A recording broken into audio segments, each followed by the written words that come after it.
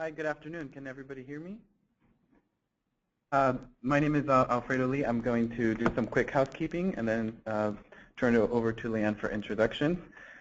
Just very quickly, if you have any questions, you could submit them via the chat box via text, or you can raise your hand and we will unmute your line.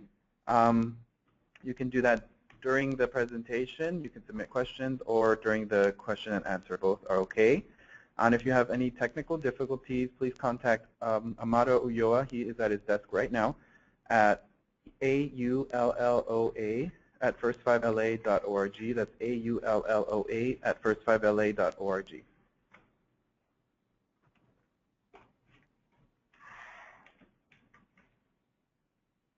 All right, with that, I'll go ahead and transfer it over to Leanne Negron. Hello, this is Leanne Negron, as Freddie just introduced me, and just hoping everybody can hear me. Freddie, is there a way to?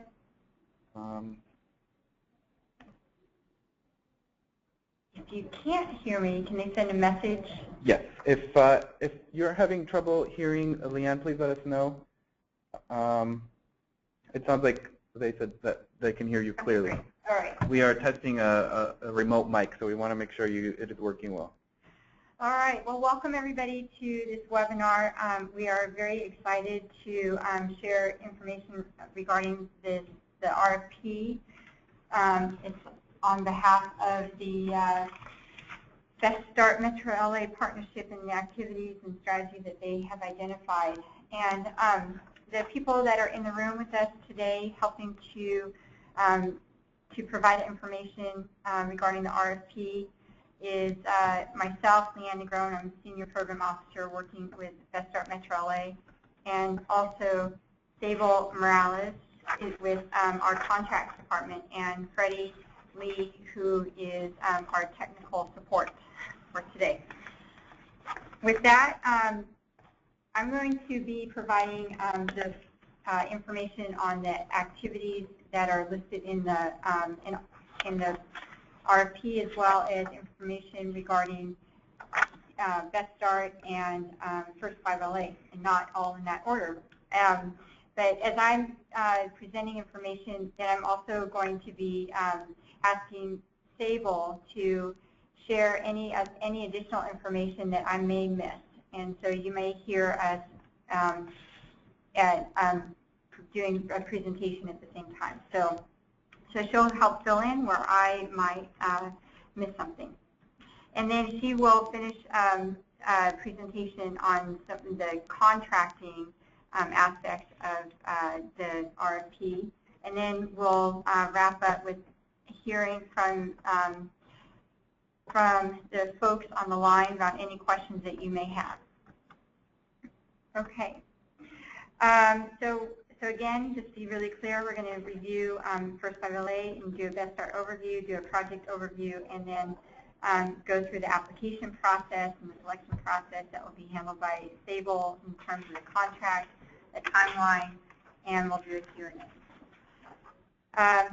If you submit questions during any of the presentation, we will hold those questions till the end of the presentation, but feel free to submit anything along the way. Okay, with that, then we'll start with First 5LA overview. And First 5LA's mission is to increase the number of LA County children ages 0 to 5 who are physically and emotionally healthy and ready to learn and save from harm. We were established in 1998 after California voters approved Proposition 10 as an effort to fund health, safety, and early education programs for children prenatal through to age 5 through revenue from tax on tobacco products.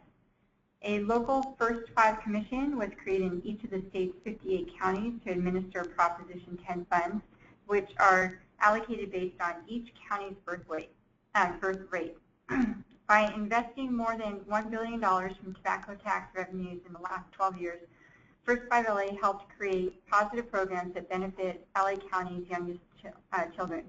Our 5 core values include families, communities, results, learning, and advocacy, which guide us in building public support for targeted programs and investments that address the needs of young children and their families.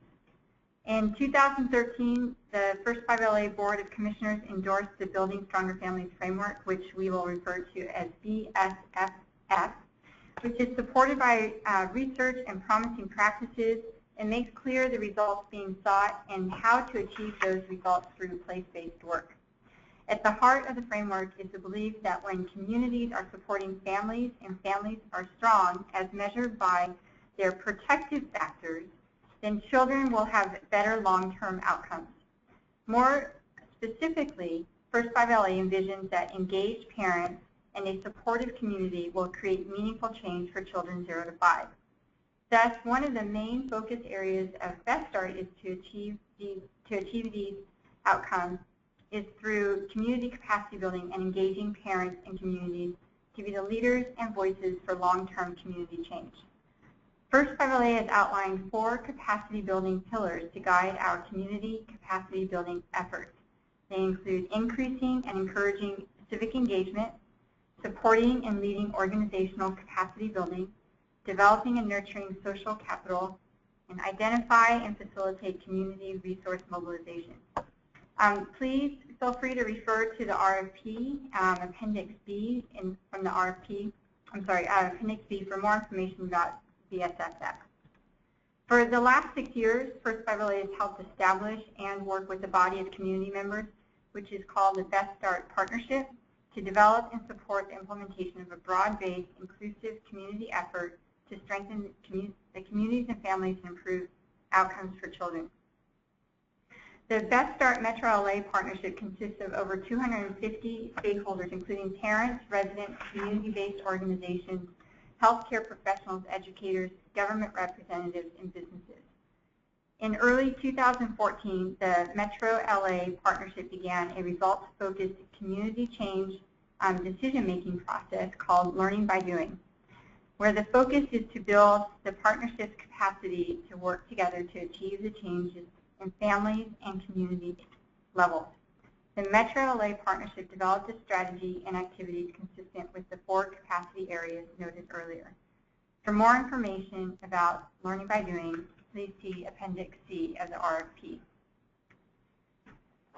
So First 5 LA is issuing this RFP to contract with one qualified entity experienced in community capacity building efforts and systems improvement to support the implementation of activities outlined in this RFP. The selected contractor may engage subcontractors to implement activities. Through Learning by Doing, the Metro LA partnership developed the strategy and activities based on the following core results, indicators, and target population. The core result of social connections, which is families participate in positive social networks. The indicators associated with the core result are the number or percentage of parents that express that they know of someone that can speak, they can speak with regarding advice on parenting. Second, the number or percentage of parents that report that residents, neighbors in their community help one another. And third, the number or percentage of parents or residents that report a strong sense of belonging in the community. And lastly, the target population that the partnership identified was that families with children ages 0 to 5 who are exposed to violence inside and outside the home. Through the Learning by Doing process, partnership members identified violence and fear experienced inside and outside the home as primary factors for contributing to social isolation among families. Daily experiences with fear, feelings of powerlessness and stigma, and violence contribute to family members being isolated and not connecting to support networks, resources, programs, and/or services available to address and resolve the situation. Community members reported that the social isolation experienced by victims of violence affects not just the individual, but also has an adverse effect on a child's social and emotional development and education outcomes. Partnership members expressed concern that some of the more positive cultural values that promote respectful family and community social connections and relationships are increasingly lost as a result of the struggles families face when they migrate to a new home country. Yeah. Here we go. So, based on the review of data and experience, the partnership developed a strategy focused on promoting a culture of respect within the community to improve family interaction, social connections, and relationships, and deter violence within the home, thereby strengthening the community. The strategy and its activities focus on strengthening parents and families' understanding of the histories behind the values and styles of interacting within families, defining the culture of respect to promote community-wide, and encouraging and strengthening community members' leadership skills and efforts to adopt and promote a culture of respect and strengthen social connections through a variety of efforts. Within this strategy are 5 activities to achieve results. Again, the information I'm about to review is in the RFP in more detail.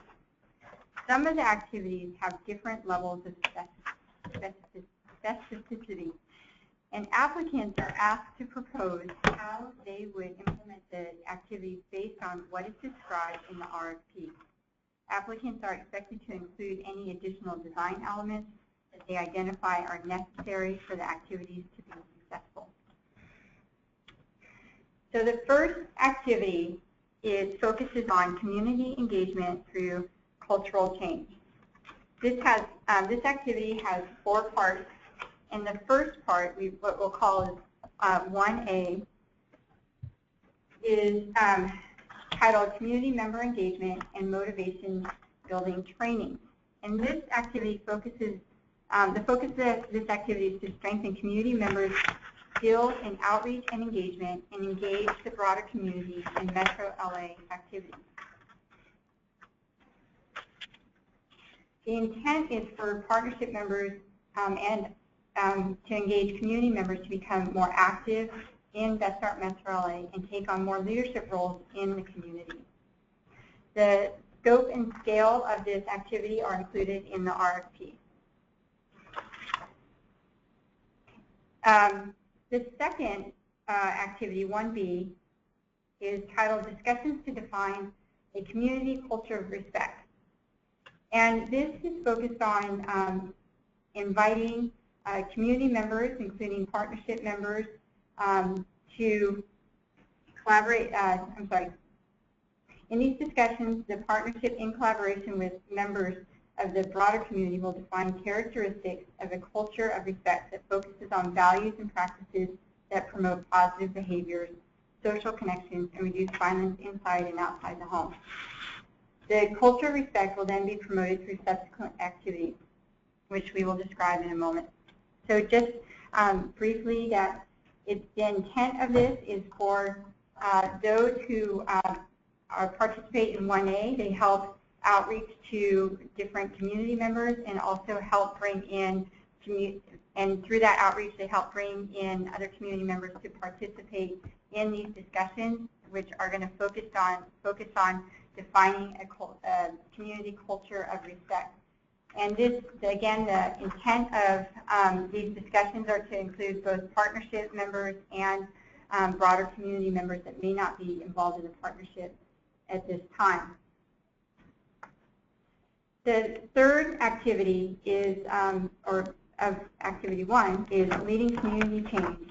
And the focus of this activity is to support community members in becoming community facilitators to create safe spaces and lead discussions that promote the culture of respect and associated practices identified in activity 1B, defining a community culture of respect.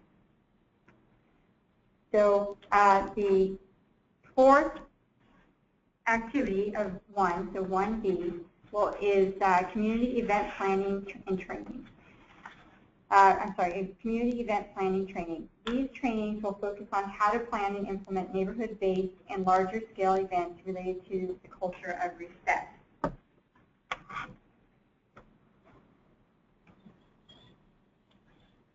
Okay, so the idea, just to reiterate, the idea is that each of these activities will build off of each other, so there's engagement from community members to participate in Metro activities, but also want to help engage members to be, community members to be part of activity 1B helping to define that community culture of respect. And then from there, we want to support community members in being able to now facilitate discussions that will promote that culture of respect within the community. And then the activity also will focus on supporting community members and helping to lead events within both at the neighborhood level and at the community level to help promote that culture of respect. Okay, the second activity is communication and promotion. This involves training for the communications task force to help them strengthen their skills to promote the culture of respect as identified in Activity 1B to the larger community through communications activities such as social media and mainstream media. And again, this activity is to work with an already established task force that is part of the Metro LA partnership structure. And it's really to help hone their skills in helping to communicate out to the larger community using different forms of communication. The third activity is titled Community Linkages. And this activity focuses on working with another task force that is part of the partnership structure. And that task force is called the Membership and Community Resource Task Force. And their focus is on managing partnership membership, conducting outreach to organizations for potential membership to the partnership, and identifying community resources and connecting parents to them. The contractor will work directly with the task force to finalize the design of this activity. But through this activity, the task force members will be trained to strengthen their connections with existing resources and services, as well as how to identify and form linkages or collaborations with new resources to support Best Start efforts. The trainings that the contractor is expected to help support will include the development of an action plan for leveraging resources that includes promoting partnership successes, leveraging resources, building agencies' capacity and cultural competencies, promoting a culture of respect, and developing linkages that support social connections among the community. I want to also note in terms of the contractor's role here is that the contractor will be the primary coordinator of this activity, working to plan and implement the requested activities. The fourth activity is titled Community Cultural Events, and this builds on the activities mentioned in Activity 1, so 1C and 1D specifically. So the community members who participated in 1C and D will lead the planning and implementation of neighborhood-based and community-wide cultural events in order to promote and communicate the importance of a culture of respect and practice skills they gain in Activity 1. The event will support residents, agencies, and so the neighborhood events are intended to support residents, agencies, and volunteers to collaborate on the event and to receive recognition for their contributions and service to the community. For the community-wide event, the event is expected to build off of the learning and successes of the neighborhood-based events and will serve as a base, learning and successes of the neighborhood-based events, and is to bring the broader Metro LA community together in promoting and practicing the culture of respect and building and social connections among community members. Okay, the last activity that has been identified by the partnership is titled Peer Learning Groups. And this also builds off of the work that was done in Activity 1. The community members who completed the Defining a Community Culture of Respect discussions, Activity 1B, and Community Facilitator Training Activity 1C will be prepared to facilitate peer learning groups. And the peer learning groups will provide a safe space to continue to build a broad network of community residents that promote and practice a culture of respect, build social connections, and share information. Now I just would going to move on to talk a little bit about the evaluation that's expected to be part of the contractor's role. And the Metro LA Community Partnership is developing, let's see, excuse me. The contractor is going to finalize performance measures in coordination with the partnership and First 5LA. And through the evaluation that the contractor is expected to be able to provide includes documenting activities, develop basic data collection instruments, collect data on performance measures for each activity, generate written and verbal reports, and help strategize and support efforts to strengthen the areas where performance targets are not met. We just wanted to emphasize that First 5LA does have final approval of all performance measures. In addition to working with the partnership to plan and implement these activities, the selected contractor will also be expected to attend the monthly community guidance body meetings, providing periodic reports to the partnership and First 5LA, and perform management of the contract with First 5LA and any subcontracts. Again, I want to emphasize the importance of the contractor working in partnership with the partnership and community members. And you'll see that in the RFP. We didn't highlight it as much in this presentation, but we really want to draw your attention to the importance of understanding the need to have a strong relationship between the contractor and the partnership in the implementation of these activities. So with that, I am going to pass it over to Sable, who's going to talk a little bit more about the application process and selection process in terms of the contract. Thank you, Leanne. So like Leanne mentioned, I will be providing an overview of the application process, required documents, the selection process for this RFQ, and the terms of the contract. So let's begin with the application process. In order to respond to this RFP, an application packet complete with required documents must be received through the online application system by First 5LA no later than 5 o'clock p.m. Pacific Standard Time on May 1st, 2015. We have also included Appendix A, the application checklist, which is available to assist you in ensuring your application packet is complete. In order to submit your application packet through the online application system, you will first need to create a user account. Once a user account is created, you will be able to access and complete the online application and upload all required documents. Instructions on how to create an online application can be found on the webpage where the RFP is posted, along with an email address for further assistance. Now, I'm quickly going to review the required documents that should be part of your application packet.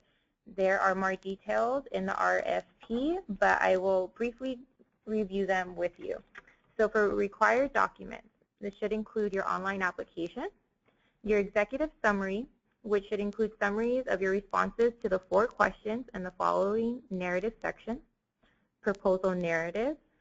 For each activity listed in Section 4 of the project overview, we ask that you explain how you would approach implementation building on the current thinking of the partnership and filling in design ideas as necessary. This may include information related to scale, substance, personnel, and/or any other important considerations for implementing the activity in the specific community context. Appendix G of the RFQ presents the criteria that will be used to score each element of the proposal narrative. The next required document is qualifications. This should include the qualifications and capacities of the primary applicant and all subcontractors. Your qualifications should address your experience working in the Best Start Metro LA community, your experience collaborating with organizations and informal groups such as faith-based groups and our civic groups to plan, implement, and or assess activities. Your experience collaborating with parents and residents to plan, implement, and or assess activities. Your experience and success implementing the desired contractor task. We ask that you also please describe any past experience of the organizations and our people involved in the implementation of similar activities. We ask that you also be sure to include the evaluation roles. For your reference, you could always refer to Table A for a list of contractor tasks. We also ask that you include details regarding your current capacity to implement activities and perform required tasks, your experience with families exposed to violence inside and outside of the home, and your ability to leverage additional resources to support the work. The next required document is your budget estimate form, which is included as Appendix E. We ask that you complete the form by providing an estimated budget breakdown for all activities using estimated costs, which should align with the proposed approach of implementation. Please explain the component cost in the budget narrative. The budget narrative is the next required document in which we ask you to please provide a narrative that briefly explains the assumptions and reasoning used to calculate the estimated budget, which is outlined in the budget estimate form, again, Appendix E. The narrative should provide additional description and our justification for all the costs included in the budget estimate form. We ask that you also submit letters of intent, if applicable, an LOI for each proposed subcontractor is required that outlines the subcontractor's roles and responsibilities for the proposed activities. It is not necessary to submit an LOI if no subcontractors are proposed. The next required document is resumes for key staff, our primary contractor and subcontractors, in addition to the litigation and contract compliance form, which is found in Appendix F. And lastly, an IRS determination letter for nonprofit status, if applicable to your organization or entity. Now that we've covered all the required documents, we will quickly review the selection process for this RFP. First FLA will conduct 4 levels of review as outlined in the RFP, which include Level 1 for completeness of application and basic requirements.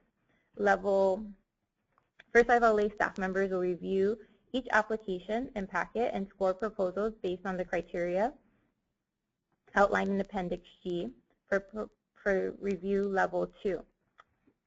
Proposals that satisfy Level 1 review criteria will proceed to Level 2 review, in which First FLA staff members will review and score proposals based on the criteria outlined in Appendix G. The highest scoring applicants will proceed to Level 3 review.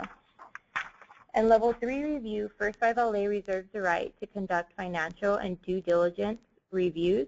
Applicants will be required to submit financial statements and our other additional information upon request.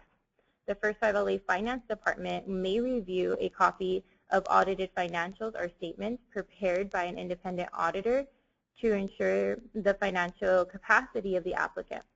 Applicants who pass Level 3 review will proceed on to Level 4 review. In Level 4 review, interviews will be conducted by First FLA staff and community representatives from the community partnership. The interviews will occur in the Metro LA community. We are currently projecting to hold the interviews on between May 18th and May 21st, which is outlining your timeline of your RFP. An interview is not a guarantee of funding approval. The interview will include a 10-minute presentation about your organization as prompted in the RFP. Now that we covered the review process, we will now review the terms of the project. The term of the initial contract will be through June 30th, 2016. The number of activities required during the initial contract will be negotiated with the selected applicant. The duration, extension, renewal, and or amendment of the contract may be contingent upon First FLA's Board of Commissioners approval for funding for each fiscal year. First FLA reserves the right to extend or renew the contract to complete the activities listed in this RFP. Lastly, this will be a cost reimbursement contract. So now that we reviewed some of the contracting terms, the application process, and the review process, it's important to note that all the information covered in this section can be found in more detail in the RFP, which is posted on First 5 LA's website in the Funding Center. I will now turn it back over to Leanne to discuss the timeline of the RFP. Right. Okay. So,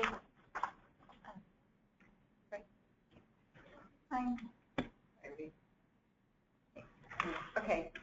Thanks. Okay. So the as you know, the RFP was released on March 27th, and we're having the informational webinar today. Will this be available? It is being recorded and will be available on our website as well. The last date to submit any questions will be a week from today, April 9th.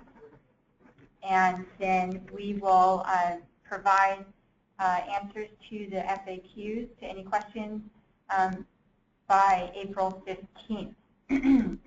We also may, as questions come in, though, we may respond to those questions before the 15th, but the last day for us to post the FAQs will be April 15th. The application due date is May 1st, 5 p.m. electronically. Right, people? Mm-hmm. Okay. She's nodding her head. Yes. And interviews with the qualified applicants will be May 18th to the 21st. So we do ask for applicants to reserve that in the event that you are asked to be part of the interviews. The contractor will be selected by May 25th, and then we will submit the contract for approval to the Board of Commissioners by June 11th. And then we are expecting for the contract start date to be June 22nd, 2015.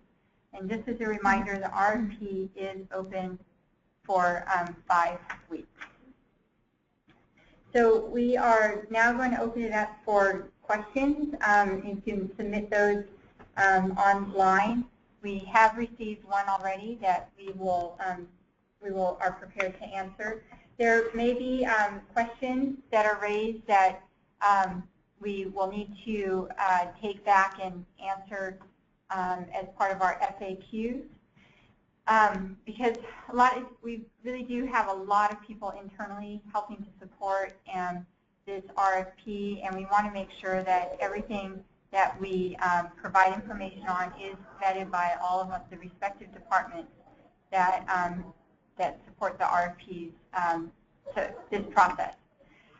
The question that we have first is around the titles on the PowerPoint. Hopefully it came through that there is more information on the PowerPoint than just the title. And if for some reason, just due to technical difficulty, you weren't able to see that through the whole presentation, the PowerPoint will be online for people to review. The second question is asking about if in Activity 1 there are listed for all of 1A, 1B, 1C, 1D, a total of at least 60 sessions. And the question is, are those sessions different than what would be considered planning and coordinating? And the answer to that is yes. Those are sessions directly with the community members in terms of training. It's not anticipated for those to be the planning and coordinating of the training, the different training sessions. The second question the third question is, does the contractor need to secure resources, pay for all the logistical expenses? And the answer is yes. It is expected for the contractor to budget that in. And we will, those are all the questions that we have posted so far. So we'll give it a few minutes to see if there's any other questions. Otherwise, if there are not, then we'll provide our closing remarks.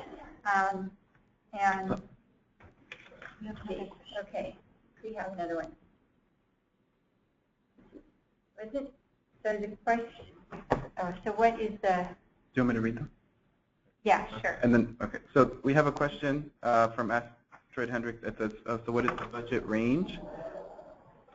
So I'll answer that question. Thank you for posing it. 75,000 or any contract that is 75,000 or has the possibility of being more requires First 5LA to seek approval from their Board of Commissioners. That is not a starting point. This will be a cost reimbursement contract. The contract amount will be based on negotiations with First 5LA and the selected applicant. Great. We have another question. It says, I wasn't sure if the 75K mark is just a starting point, or what is the cost reimbursement, or is the cost reimbursement what we go by? Yeah. So again, this will be a cost reimbursement contract. The selected contractor will be reimbursed for costs incurred. The 75,000 mark is not at all to indicate a starting point. Rather, that's an internal threshold for First 5LA to seek the Board of Commissioners approval. The final contract amount will be negotiated between First 5LA and the selected applicant. We have another question. Is there a range? Is there a maximum amount? Again, we ask for you to please provide your best estimates using the exhibits provided, which is the budget estimate form and the budget narrative. The final contract amount will be negotiated with the selected applicant and First 5LA. We have another question that says, on page 9 of the RFP regarding target population, in the table with target population, can you define what violence outside the home means? And while we're getting prepared to answer that question, I just want to let you know, you can also raise your hand and I will unmute your line if you want to ask questions that way as well. So for this question, it's a great question. And just to make sure that we're thorough, I would like for the team to take this back, and we'll provide that, the specifics regarding that and what the discussions were among the partnership around that. We'll be able to post that. Great. Again, if you'd like to, I can unmute your line and just click the button that has a picture of the hand. Otherwise, you can type in your answers. I mean, your questions. I'm sorry.